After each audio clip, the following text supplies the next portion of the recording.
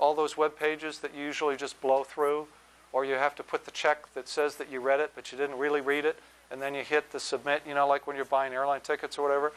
That's driven by the industry standards for this. So how do I do that in a service-oriented architecture? Anything that could be done as a research project will help. Right? Let me get through a couple more, because I know we're running out of time. Now remember, help could be, oh, I get a research paper that I got an A on. Help could be Microsoft coming saying, I liked your paper so much, I want to hire you. So be careful what you publish. Other questions? Don't have time. We alluded to the security trade-offs a little bit before. If I can't in advance make decisions, I'm making decisions by default.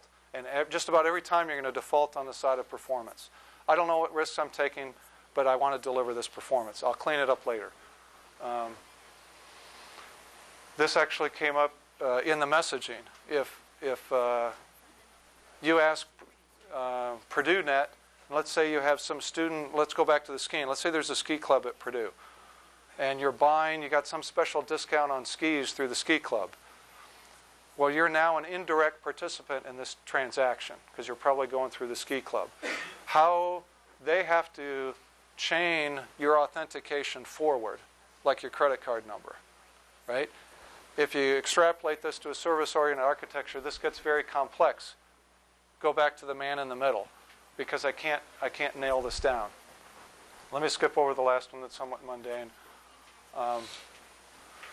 In my world, the top one's a tough one. Go back to the young folks in Iraq. Almost every time, they'll decide, I'll take the risk. These folks need it. They're trying to do their mission. I'll take the risk. I'm not saying that's the wrong answer. I'm just saying I don't think they know what risks they're saying that they'll take. I'd also argue that the risks they're taking are not confined to Iraq or the Middle East or the U.S. military or the U.S. government, right? When we're talking networks, you know how viral things happen. All those viruses started at some time with somebody knowingly or unknowingly take a risk, and it propagates, right? Same thing happens here. Let me leave with a pithy one. Okay, I always find a way to work this in. Give me a little bit of license here. But remember, you are at least the network, or if not the gig generation. Going back to the Iraq situation, a lot of people seem to think that Iraq was all about oil, right? And it sets itself up well. Certain people want to hear that. And that's because if we go back to like national strategy of the United States, folks like the President and Secretary of Defense and State, they say things like, if we can't get access to oil, those are fighting words, right? When is this going to happen? This isn't about email. If the internet is how electric power puts on the lights here, because the power is brokered real time between the utility providers. The infrastructure that's brokered over is internet. If they don't have access to that, they have to build some other infrastructure to deliver electric power to us. I think electric power is important, especially today, right? I'm become soft. I live in Washington. It's not this cold all the time, right? Can you extrapolate and see how many other places the internet is critical? So I think this is a win. I don't know the answer to this, but you can see by extension, if the U.S. or even look at Western Europe and the natural gas struggle they had with the Russians a couple years ago, when the Russians started turning off the natural gas supply. When will this become an issue?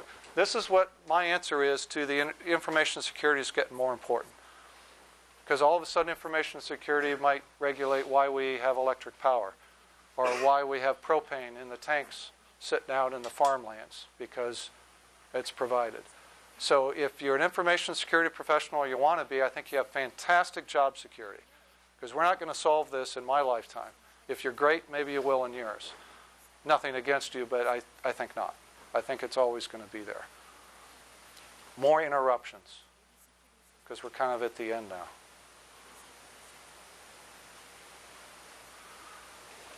All right, well, I encourage you,